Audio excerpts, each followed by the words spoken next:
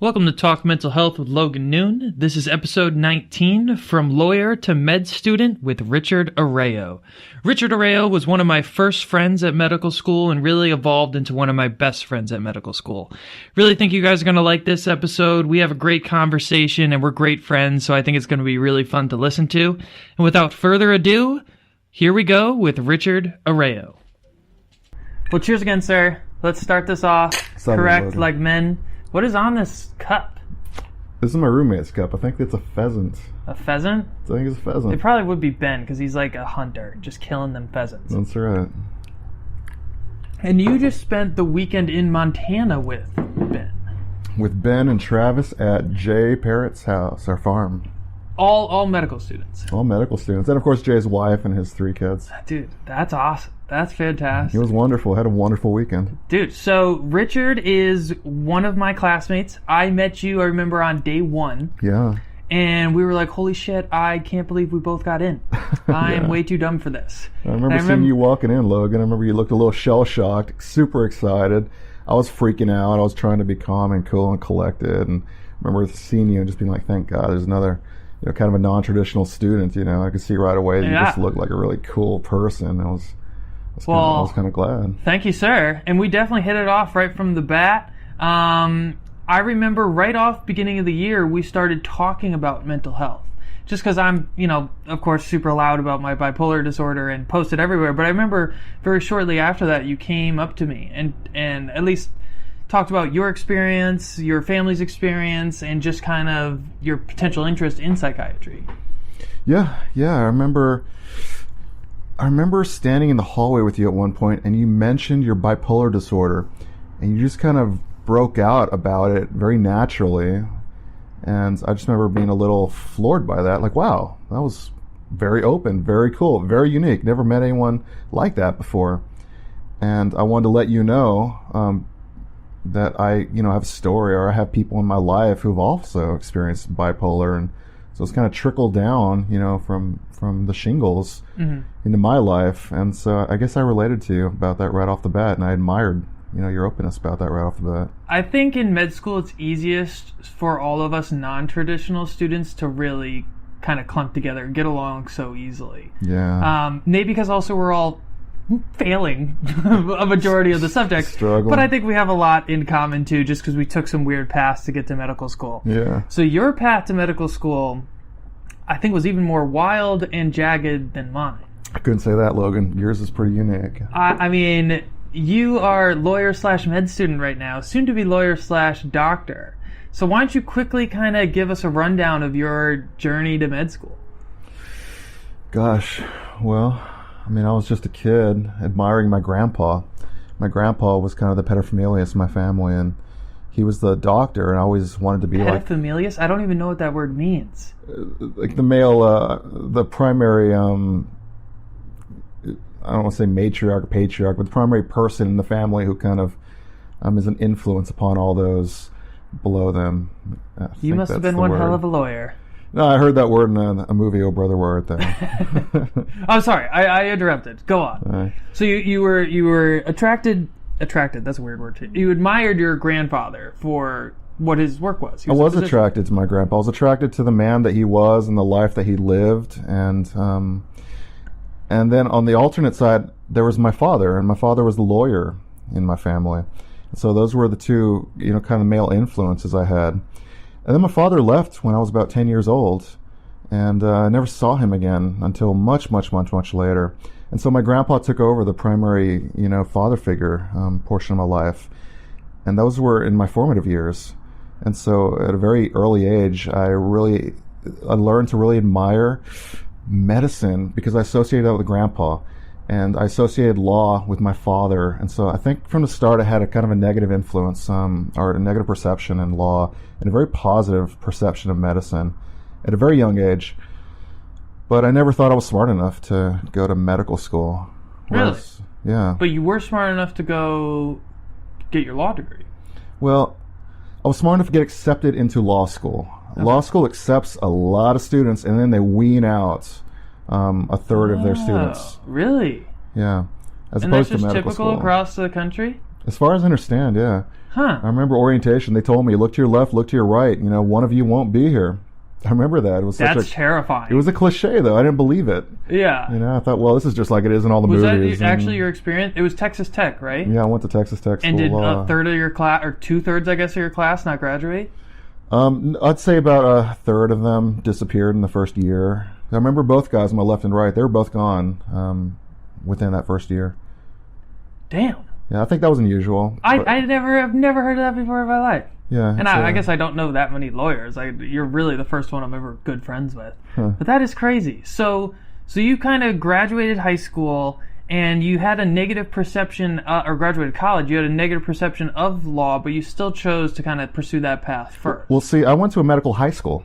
It was called South Texas High School for Health Professions. It was a magnet school. And it drew medical students in, or drew high school students in from all across the Rio Grande Valley in South Texas, where I'm from. And South Texas can be a kind of a dangerous place. And a lot of the high schools, it's, you know, some of them are associated with shootings, and you know, it can just be relatively dangerous. A lot of fights, a lot of bullies, a lot of poverty. And so, you know, I got pushed off to this medical high school, this magnet school. And at the time, it was a really good school. It was, I think at the time, it was ranked, you know, 10th or 11th nationally. But then my class came in, and we really kicked that off, and it's no longer really ranked. It's still a good high school, but it was a medical high school, and it was called Med High in short. And so that kind of, I was really proud being there because I had a really positive association of doctors and medicine because of my grandpa. And so I was always really proud, you know, being at Med High and being associated in the medical field. I loved that. And our senior year, we're heading off into clinical rotations at hospitals and to nursing homes, and so we're dressed in scrubs, and I loved it. I felt a lot of pride. And that was high school. But so when did sort of that element of self-doubt, where you were like, you know what? Because it seemed like you loved medicine at an early age, but then took a step away. Yeah. Well, I was always a good student, but I was never a great student. I was just I hear that. I never worked that much. I didn't study that much. I would study the night before an exam, cram sessions, then you go and you do okay. So I was always an okay student, but I was always an involved student. I did a lot of extracurriculars. I just had fun through high school, middle school, college. I always enjoyed school. And I think that's one of the key things for successful students. I think at some point you learn that you really have a good time and you have a positive association with school in general, and I did. So I had a great time in high school. Although I wasn't the best student, I was a good student. I wasn't the best student. And so not being the best student, you know, I wasn't a science student. I wasn't solid in the chemistries and biologies and the physics. Those were the struggling courses for me. Whereas English and some maths, they were just easier, and they were fun. And I always had this dream of kind of wandering the world and, you know, being a writer, a la Hemingway. Yeah. Well, you certainly did that. So you graduated from University of Colorado. No, Colorado State. Okay, University. Colorado State.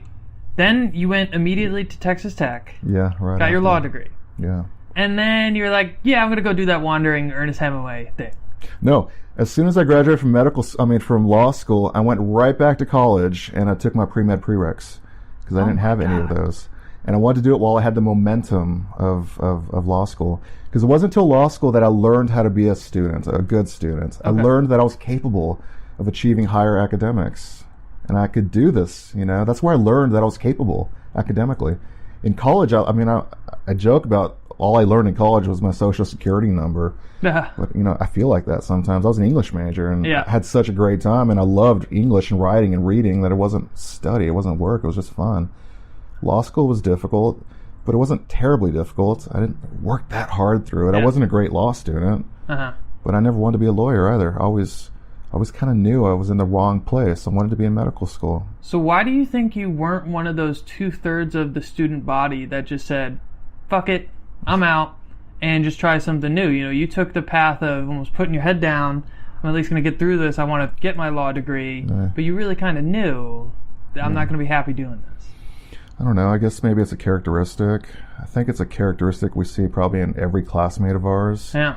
You know, we don't quit stuff. We keep on persevering regardless of how difficult it is. Yeah. And I actually, when I was an economics major, I thought about switching majors. Yeah. And because I was actually really interested in psychology at that point. I remember I took intro to psych and I just really liked it. I thought it was interesting, or I thought I maybe wanted to be an engineer and work on engines and figure all that out because I liked the math. But I remember I just kept thinking like, well, I'm so close to getting my economics degree. Like, I don't want to stay late another year of school and have to do that. Like, that would suck, blah, blah, blah. And so I definitely relate to that. It's like, well, I've gotten this far, so maybe I'll like it. And, definitely, at least for me, the money. I knew as an economics major, I could find a job much easier than my classmates who were English majors, could. And I was like, that's really why I kept my head down, and it forced me into a career that I hated, and I only lasted, I think, like 3 years. Yeah. Well, you got me beat on that. I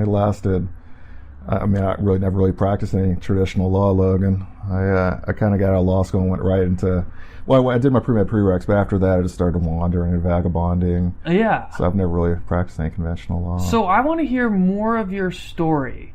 But since we're on Talk Mental Health with Logan Noon, let's try to weave in some elements of mental health into this badass story. I really think it's a cool story to medical school. And so throughout this process, really from childhood, from your dad leaving to eventually leaving med school, taking your prereqs, how was your mental health? Did you have mental health challenges?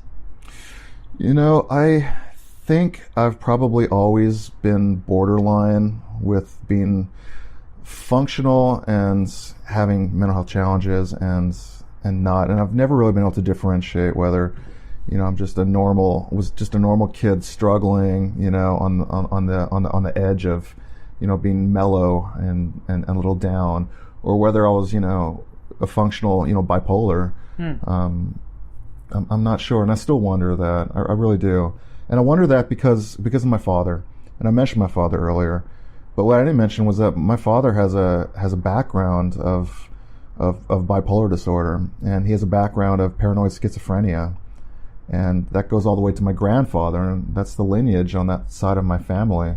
So your grandfather had it too? Yes. The one who was a doctor? No, that's okay. My mother's father. My father's father, he was in the military, and he was a professor in the military, I think in the Air Force, all his life, but he suffered from, he was paranoid schizophrenic. He was diagnosed paranoid schizophrenic. Mm-hmm. And my father wasn't diagnosed paranoid schizophrenic, but it was understood that he was. On reflection, I realized that, but he was never willing to acknowledge it. And his unwillingness to acknowledge his mental health ultimately led to his career collapsing all around him, and his family and social life collapsing all around him. And he ultimately gave all that up, and lost everything, and left. So did you see these symptoms, or is this kind of, did your dad leave so early that you really didn't know the details and you kind of heard this through your mom, or like how did you kind of come to that conclusion that? Yeah, I didn't know the details. I was 10 years old when my dad cut out, but I pieced it together through my memories and through my mother. My mother experienced it. She was married to him for 25 years. She lived through the ups and downs of his bipolar, his undiagnosed, unchecked bipolar depression, where he would, disappear for, 2 weeks into the bedroom, turn off all the lights. And it was cyclical. It would always occur, at holidays, or at certain times. And it would come on in certain similar ways, is how she's described it to me. And she's very articulate and she's very intelligent, and I've just deduced it over time, and deduced that he was in fact paranoid schizophrenia. There are certain things, of course, that I remember about my father that were frightening, and that were certainly unconventional. I know he was very emotionally abusive. He was very psychologically abusive. He would do bizarre ths. He would, if he locked his keys out of the house, for instance, we might come home and find the door broken in, bashed in. I remember that. I remember waking up in the morning and finding like we had this big wooden table. It was like an 8-person table. It was built in Mexico. It was this big, beautiful, and ornate wooden table. And in the morning, one time, it was thrown through a glass door, and it was in a swimming pool. What? That's the kind of thing would come home to. Or so essentially your whole life, though, you've sort of known what mental illness was, in a sense. yeah. Because I feel like for me, I didn't really know what it was for a very long time. And like, so my uncle has bipolar disorder. And I eventually learned that my cousins on my father's side also has bipolar disorder. But that was only in the last few years. But all the time I remember my uncle, my mother's brother, calling my mom just kind of at weird hours. And I remember she would always basically be crying because they'd be having these weird conversations. And I don't even really remember what my mom would say to him. I imagine it was just like, take pills, get the help you need, whatever. But I just remember she would always be so emotionally distraught. And that was really my idea of what mental illness was as a child. But I remember she just kind of always would tell me he is an alcoholic kind of thing. We still didn't even use the word bipolar disorder, but he was diagnosed bipolar disorder that whole time. So did your father have substance abuse at all, or did you ever see him? Did you always know like it was a mental illness?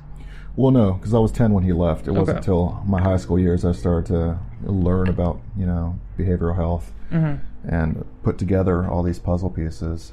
But to answer your question, no, he didn't drink. He didn't smoke. So no, he didn't really self-medicate. Yeah. I guess he self-medicated through work. He threw himself into his law practice, and he was an extremely successful lawyer. He was a I can't even think of it. Anyway, he was a really successful lawyer, but then he would bring all of his troubles and frustrations and issues back home. And I think that's how he kind of self-medicated himself, was just through work. He would leave everything at home, go work himself, nonstop, come home, and then come right back to, all the stresses and anxieties and, difficulties that he would just leave here. And he never, that you at least know of, like, used treatment, therapy, psychiatrists? No, he never did. I think he toyed with it in his more rational times. And my mother says that he would be very cognizant and he would be very rational when he'd come out of, these bipolar holes that he'd fall into, these depressive, alienations. He'd be very, very cognizant, very aware. And he could discuss it with my mom, and she would point out to him, do you realize, this came on, 2 weeks before Thanksgiving, just like it did last year, just like it did the year before. And she actually charted it one time and showed it to him. And she says that he just kind of was very surprised. He had never recognized it for whatever reason, the cyclicality of it. That's interesting that your mom was doing that, and it's really kind of proactive and intelligent. Because I remember one thing my therapist always tells me is they want me to mood chart. Yeah. And I've only done it for all of probably 2 days. And then I know it's something I was supposed to do. It's probably going to be something in the future I prescribe to my patients, because it is difficult. It's intensive to do. I think with cell phones, it's going to be a little bit easier maybe to track your moods and triggers and stuff like that. But that's really cool. Your mom at least was making that effort. Maybe it was unsuccessful, but that she at least had that insight, and she's seeked out getting educated around bipolar disorder and paranoid schizophrenia. All right, so back to your story. So you graduated law school, and you're like, yeah, law sucks. And I know you kind of had a part-time job, or maybe it was a full-time job, but eventually you took your life from Texas all the way up to Fairbanks, Alaska. Yeah. To take your pre-medical classes. Pre-med prereqs. That is so wild. You're like, I just want to go in the darkness and study. Well, a lot of stuff happened between that time. And I'll preface to say that you said that you assumed that I thought law sucked. I never did. Actually, I loved law. Okay. I loved law school. Did you think you sucked at law? No, I think I would have been a good lawyer. Okay. I just didn't want to be a lawyer. I didn't want that life. I wanted to be a doctor, man. And I think it's just a calling some people have. And they talk about it like that cliche, like it's a calling that people have. But, it really is. I mean, I think if you have that urge for medicine and for healing, nothing else is really going to satisfy it. Regardless of how difficult, the obstacle is.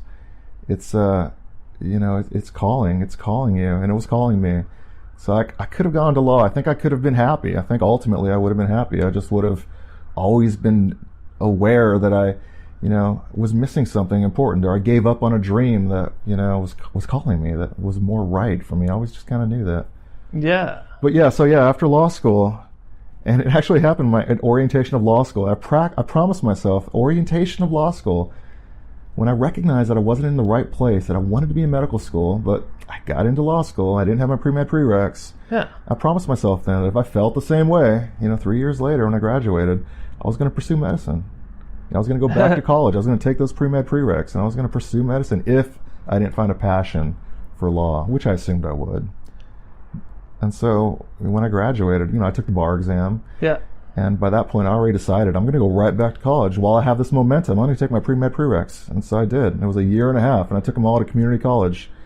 And then after cheers to community college. Yeah, that's what I did too. Yeah, man. Okay, so sorry, you community college in Alaska, right? No, in San Antonio, Texas. My God, I feel like I know you so well, but I don't know the details of the story nearly as well as I thought. I went to law school in Lubbock, Texas, but I went back to San Antonio, Texas. Okay. And started taking those pre-med prereqs.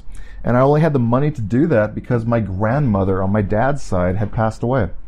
And she left me $10,000 and my sister $10,000. And so with that money, I did that. I lived extremely cheap. And I used all that money to community college over the year and a half. And I got through my pre-med prereqs with that $10,000. Wow. That's awesome, man. And then after I finished all that, I took the MCAT. But I had already stopped caring about that. I was pretty burned out at that point. And I'd been putting off all these dreams of adventure and life. I've been putting off. I've been a full-time student my whole life. I've been putting off all my dreams. And I had big dreams of adventure, Logan. Uh-huh. I had dreams, And so I finished, I packed my car, and I was going to drive to Alaska. That was my dream, Alaska. I was going to go see Alaska and just survive out there and go experience the seasons in a place extremely cold, so different from South Texas.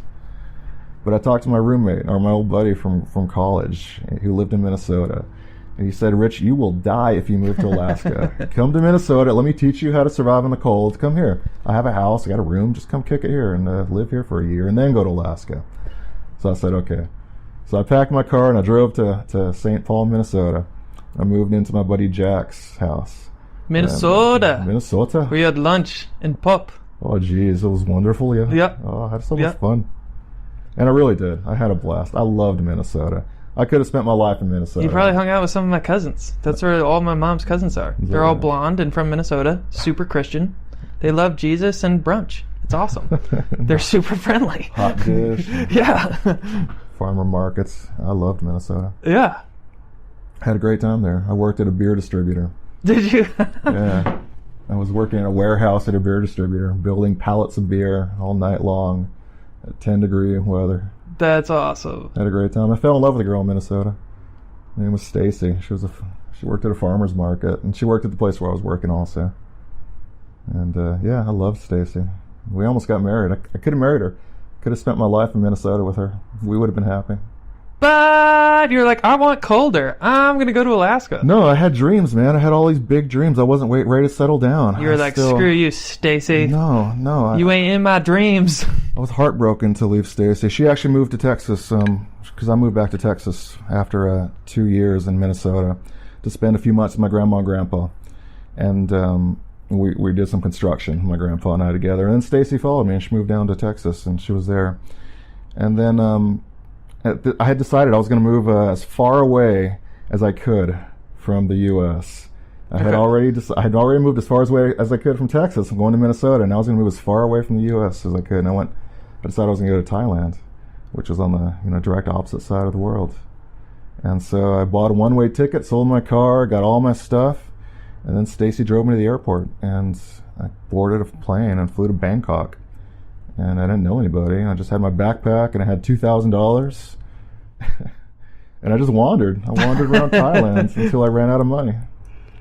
Dude, listening to this story, it makes me kind of think, especially because me and you were trying to understand the genes. We certainly don't understand it yet, but have the bipolar gene in us. Yeah. Maybe I have it to a more severe degree, but it sounds like this story you're telling me is essentially all the good aspects of bipolar disorder lived out through your life.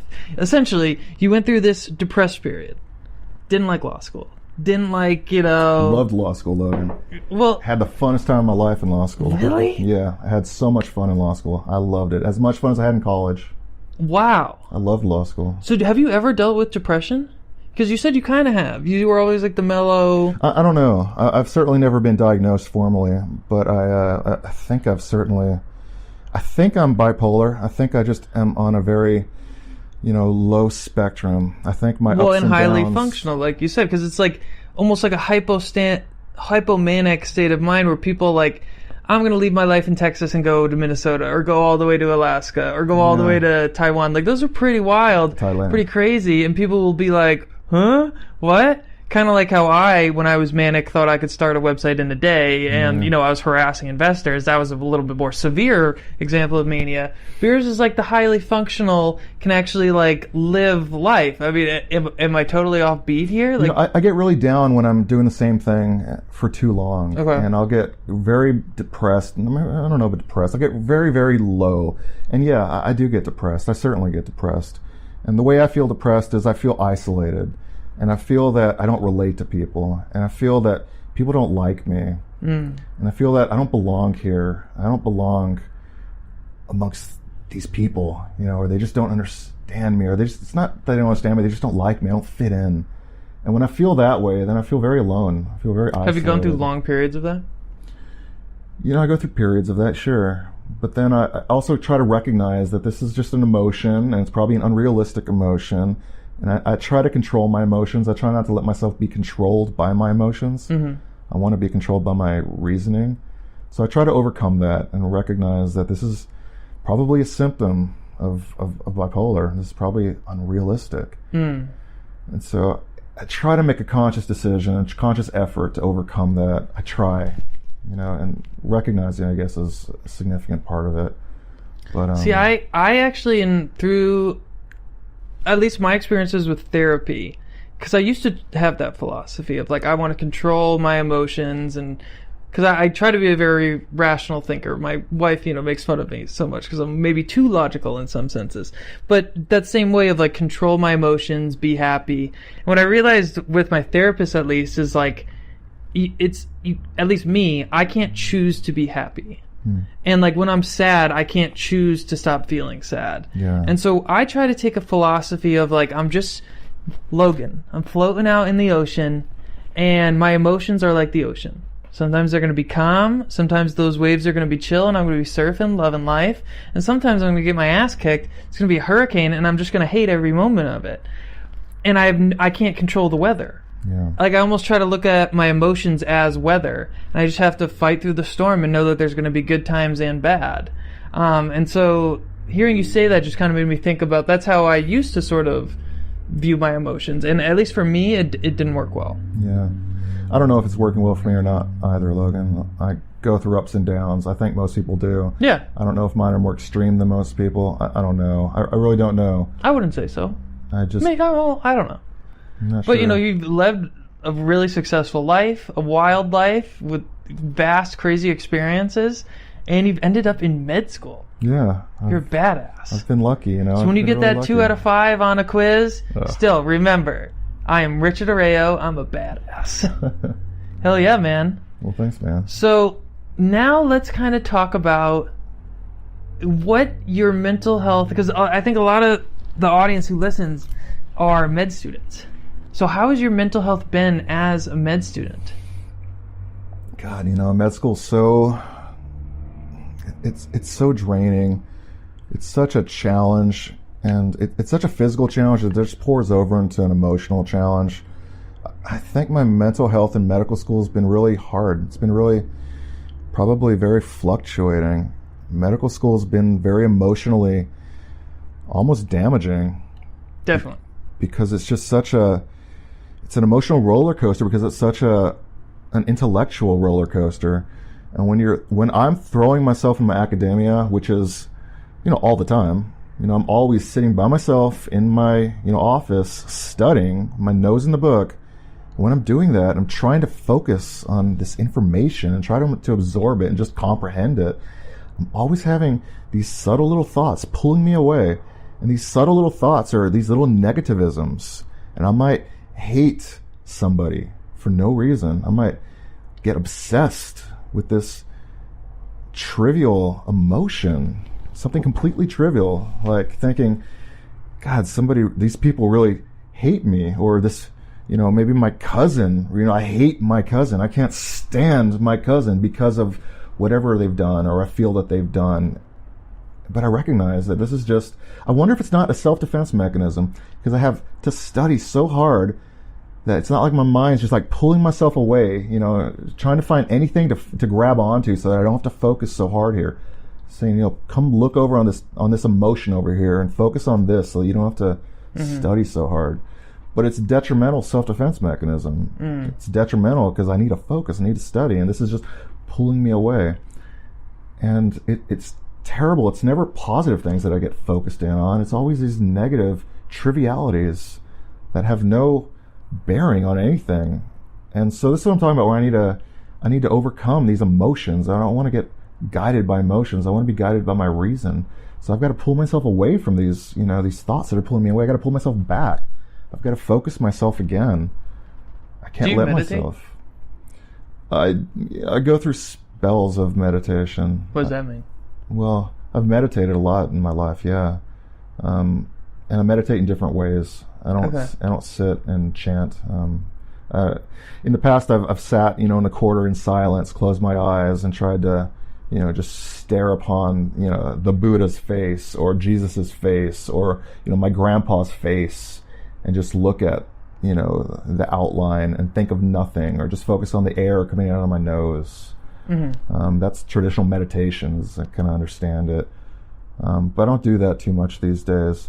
But I will go sit outside and stare off at nothing and listen, to the world, and, breathe in the air. Or I'll pick up an instrument. And when I'm doing something like that, my mind is nothingness. And that's the equivalent of meditation, I think. Yeah. At night, I'll often pray, as I'm falling asleep. And I'm not a religious guy at all. But I was raised Catholic, and so I have these prayers, in the back of my head. And I think praying is the equivalent of meditation, because you're just, chanting, essentially. You're reciting these, I think so too. And it's like putting your worries on something else. Because I'm atheist. But when I meditate, like one mantra I sometimes use is like, I'm allowed to be stressed, but I can only be stressed over things I can control. That's good. And I think that's the same, essentially, as believing in a God. In a sense, like, God has a plan for me, or something. It doesn't matter. He's taking care of everything. Yeah, essentially that same thing. Yeah. And so I wanted to I was driving over here, and I was thinking about things I was going to ask you, and I'm glad we kind of got on this subject.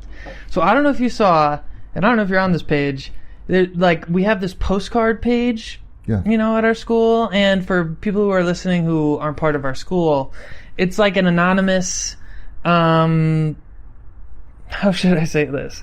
Anonymous behavioral health check. It's an anonymous, cite you said it a lot fears more politically correct than I was about to, so let's go with that. Well, how are you going to say it? Like a bash session, an anonymous bash session of the school, but also a way to voice out how people are feeling. Yeah, the ones I've always heard are whispers from other people, and the ones that people whisper about are usually when somebody, puts something that's very emotionally striking. Yeah. Those are the ones I hear about. I'm not actually on the... It really identifies... Well, I guess because it's med school, but medical school burnout. Yeah. And it sounds like, you're touching on it a little bit, and we're kind of on the subject, and it's really an issue I feel strongly about, because I know I'm at like a higher risk of probably being burned out because I have a mental illness, and I want to make sure like I don't get burned out, and I have good relationships with my family and my wife and friends, and that I still enjoy medicine. I don't want to go through all this bullshit to then retire in 10 years.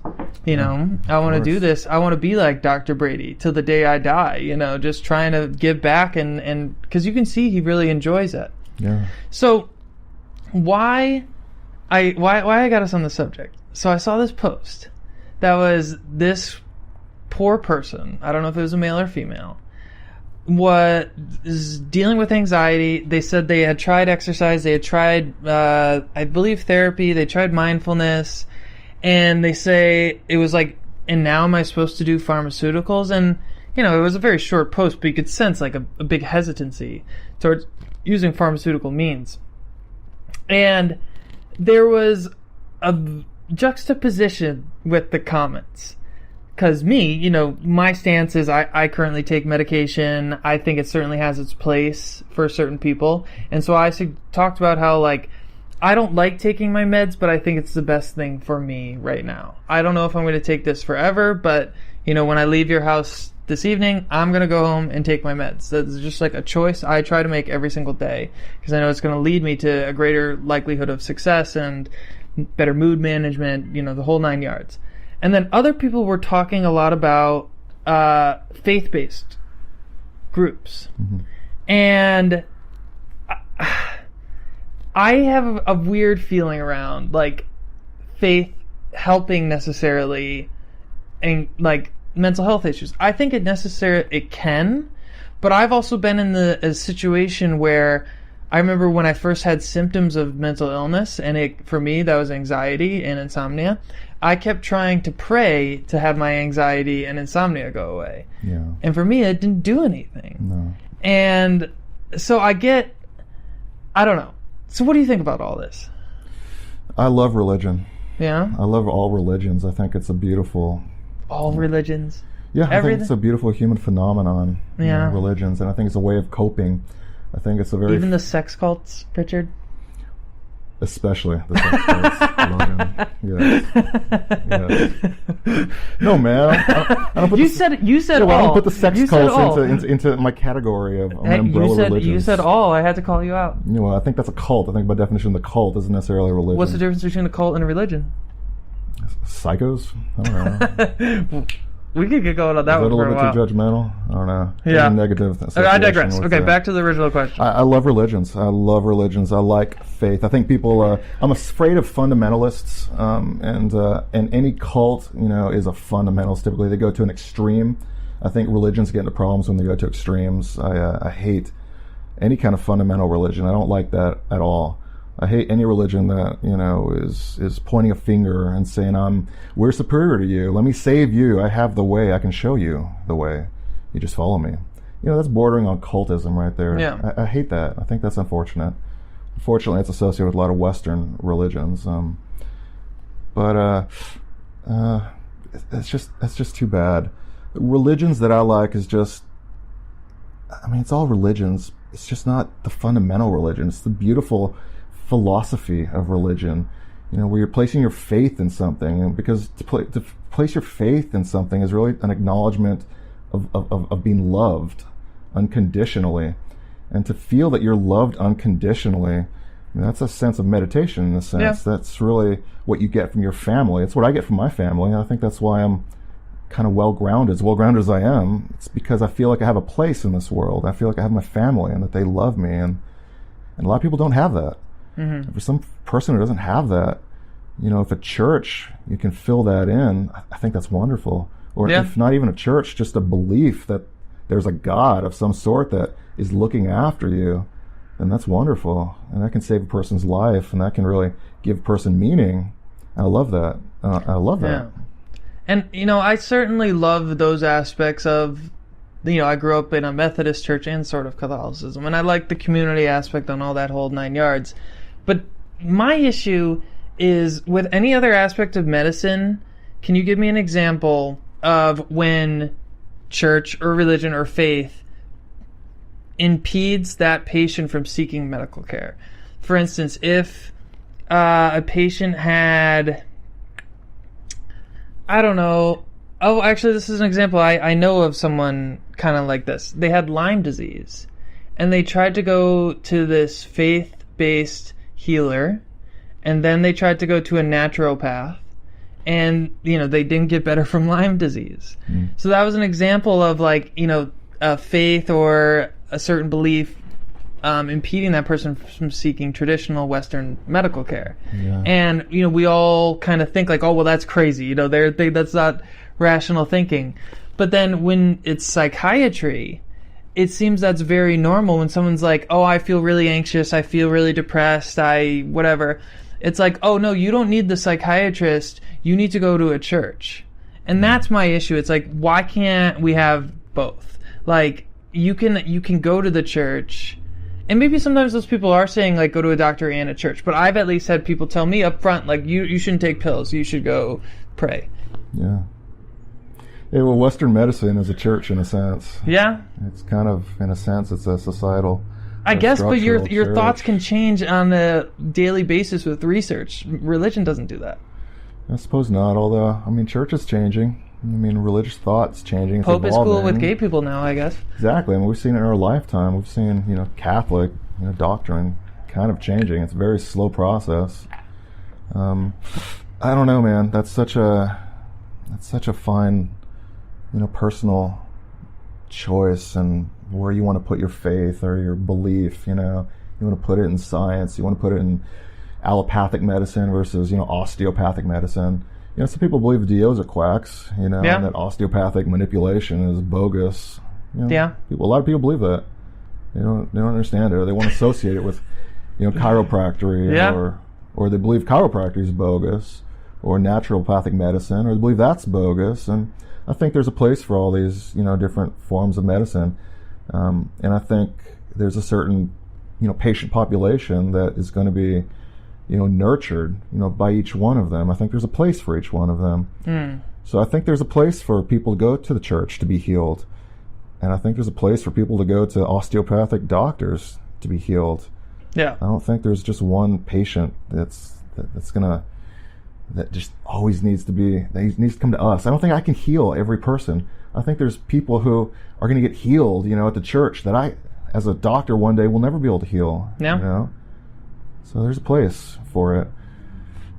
And I know at least one challenge that I'm going to have as a doctor is, as an atheist or agnostic, but I guess atheist at the end of the day, dealing with patients who have different beliefs than me and not having that come in at all to medical care, because I feel like we already see it a little bit sometimes even in our curriculum. A little bit. That's a different subject. We'll get into that in episode 2 of Richard. But so let's first, I guess, start off with the bad, work towards the good.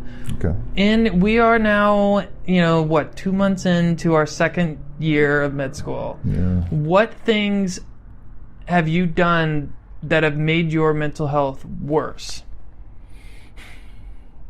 I isolate myself.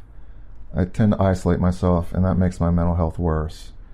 Because then I feel alone, uncared for, unappreciated. That certainly it can be detrimental. That makes me worse. So I feel though with medical school, you kind of have to isolate yourself though. So yeah, it's true. So when are you talking about isolating yourself? Just studying, or even like, I want to say on weekends when we don't have to study, but it seems like there's not really any of those. Yeah.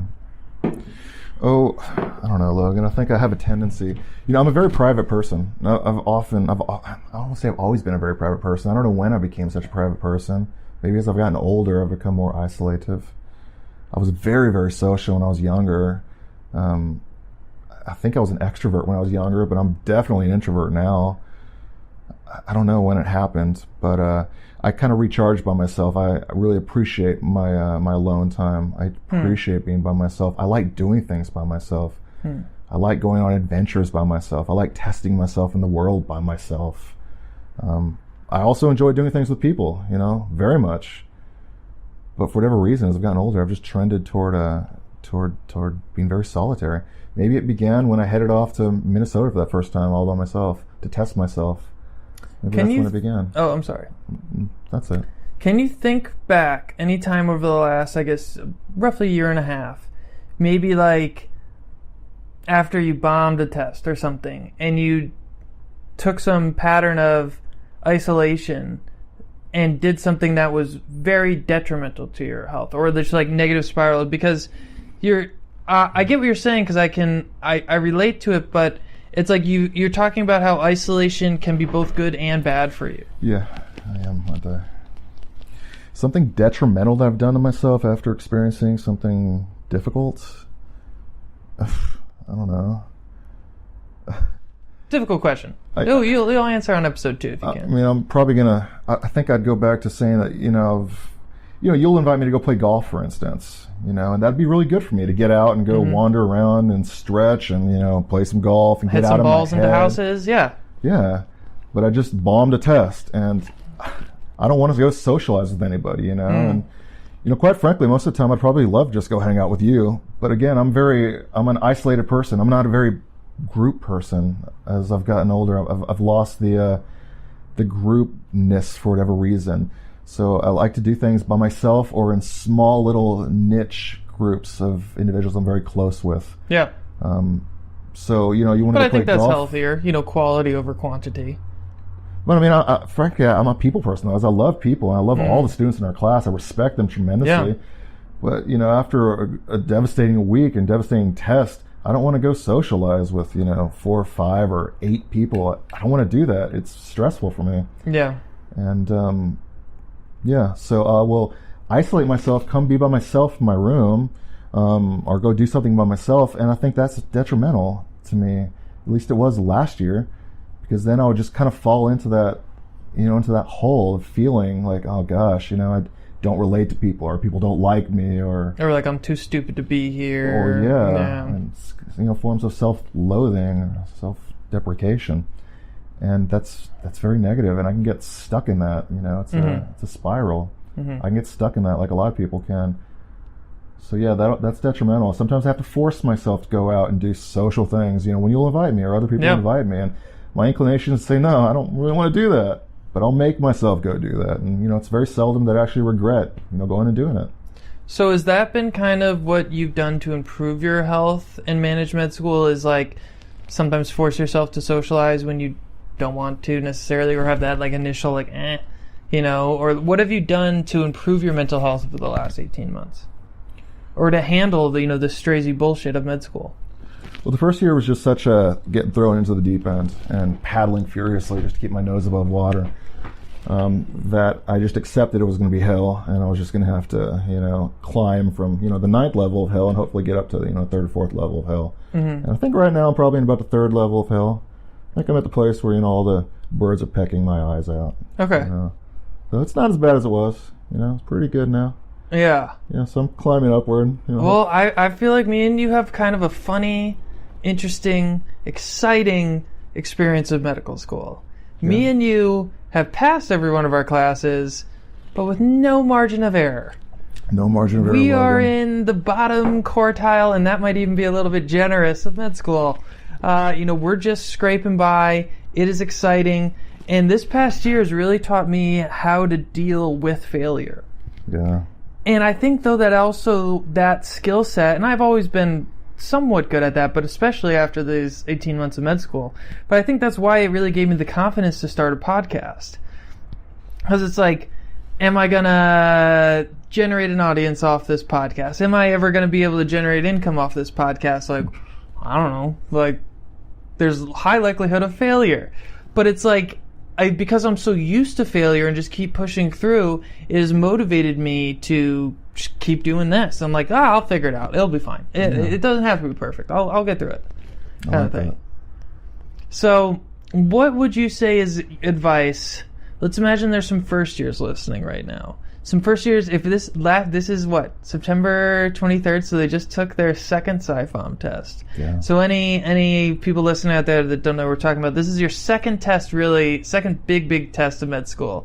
And now as a first year med student, at least in our curriculum, at least for me, this was when the curriculum really started to kind of ramp up and get really, really difficult. So for those students who are like us, who are just barely scraping by, what advice would you give them? Gosh, man. I guess I'd want them to know that you just got to keep on pushing. You can't let yourself get overwhelmed. You got to try and stay balanced. I know that you're really good about that. I'm not so good about that, but I love your philosophy. I mean, you incorporate exercise, you incorporate nutrition, you incorporate social, activity, and you kind of incorporate those things as though they're classes, and you just have to incorporate them into your life as you incorporate your marriage into as another class in a sense, forcing yourself to make time. But sometimes I fail in those things too. But you're incorporating them, and I think that's the key, is maintaining a balance, maintaining a balanced life. I think that's key. And it's extremely difficult. It's traumatically difficult, and yet 98% of the students make it. 98% of students make it. Somehow you and I, we made it. I don't know how the hell I made it, man. Frankly, I don't know how I made it. I was always right on the razor's edge. Yeah. There's no margin of error, just like you're saying. No margin. It's absolutely terrifying. I don't know how I made it. Thank God, And I hope to God I make it, through Hemonk. I have 2 more weeks. As always, I'm right on the edge. I'm below the edge. I'm below the edge right now. I could fail. But it's exciting, Richard. Yeah, it's exciting. We're gonna have stories to tell our patients. Maybe they're not going to be the ones that want to hear, though. Maybe family members. This is the most difficult thing I've ever done in my life, medical school. It's the most difficult thing, the most emotionally traumatizing thing, the most strenuous thing I've ever done. And I love it, I hate it, man. I hate it, but I really love it. It's great. But it sucks. It's just ridiculous. Don't ever do this. But, I would encourage anyone to do it. It's wonderful. Well, were you an athlete in high school? I don't think you... Or a little bit, right? Was I an athlete? No. I don't know. No, my high school didn't have athletics, actually. You didn't even have any athletics, I guess? No, it was just that magnet school? Damn, bunch of nerds. We had HOSA, Health Occupation Students of America. You won your Letterman if you went to state in HOSA. Well, yeah, so I was a high school athlete, but at the small Class S high school in Connecticut. So Class small high school in one of the smallest states in the country. So this is like, we're playing in single A ball of, compared to real baseball and everything. And I wasn't very good. I was decent, but not very good. And I kind of look at that same philosophy as med school. Like, I'm good, and I could play this game. I'm not going to be one of the best students who plays the game, but I'm going to be able to play. I can hang. And I kind of look at med school as like, this is like the MLB. This is the NBA. This is the top of the top. And, there's those LeBron James, there's those students that seems like our good friend, that young little kid who gets hundreds on everything. And it doesn't even seem like he tries. He just hangs out with his fiance, memorizes everything. And he's just naturally amazing at this. So impressive. And then there's us. We're role players. We're bench players coming off the bench.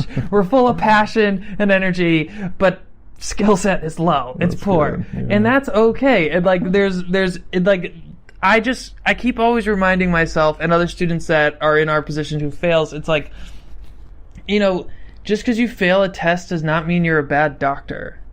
And, our patients are going to judge us by how we communicate with them and how we care for them. And I look at med school as just, I kind of wish the curriculum was set up differently, but I think once I'm on the other side, I'll understand why we need to go through the intricacies of everything. Because I really have such a passion for psychiatry that I kind of wish I could just spend this 4 years studying just psychiatry. And I get-ish that why I have to understand the whole body, and the body is a unique system, and every system interacts with one another, as the osteopathists, of course, say. And I am learning to appreciate that more and more, that we understand the intricacies of all these systems. But that's just how I feel, because I know that's really where I want to end up. Mm-hmm. And you also aren't necessarily committed to psychiatry, but have an interest in it. Yeah. Right? So why are you interested in psychiatry? I think it's the frontier of medicine. It's the edge, it's where we're moving toward. The human mind, human emotion, it's the unknown. So I think all medicine is pushing towards psychiatry. It's the newest science.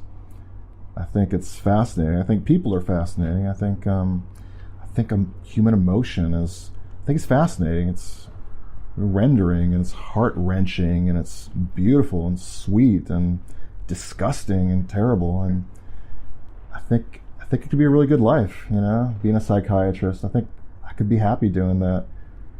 That's why. I think it's like the ignored epidemic on our society. Because I see so many social issues that can be vastly improved by better psychiatric care. Yeah.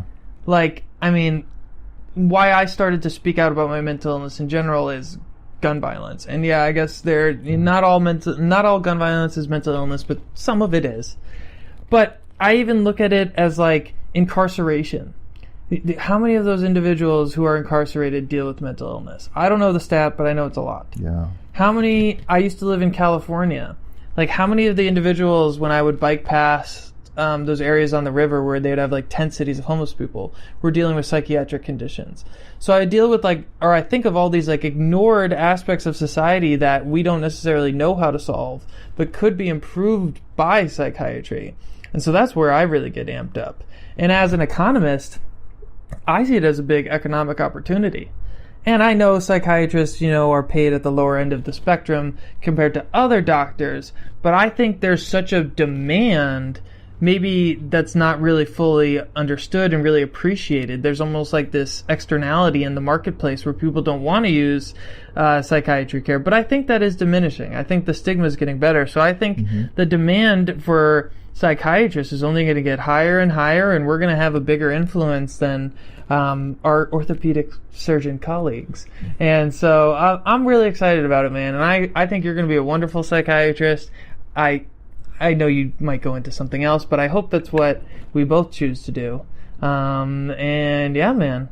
And anything else you want to kind of release onto the internet waves before we conclude this wonderful podcast? Oh, I guess I want to congratulate you, Logan, for having just gotten married officially, or perhaps for the second time at the same time, but officially. I got married legally, which was awesome, and then I got married sentimentally. Let's call it that, because now I wear a ring. Beautifully. We took the photos. It was an incredible weekend. You had the party. One of the best memories I've had. So yeah, thank you. And tell it to the world, man. Congratulations. Yeah, cheers. Let's end it on that note. All right. I want to thank all you guys for listening to episode 19 with my good friend Richard Arroyo. And also, shout out to all of you listeners. This is really cool making this podcast and getting feedback from all of you. We are currently at 2,437 total downloads. That is absolutely absurd. I never thought that this podcast would be downloaded that many times in just 19 episodes. So this is really, really cool for me. Once again, thank you so much for tuning in. If you have enjoyed the podcast, please be sure to give it a rating, share it with your friends, and be sure to tune in to episode 20 with my classmate Katie. We're going to be talking about how she deals with both depression and chronic migraines and how both kind of exacerbate one another. So it's a really interesting conversation. Be sure to tune in to next Wednesday with Talk Mental Health with Logan Noon.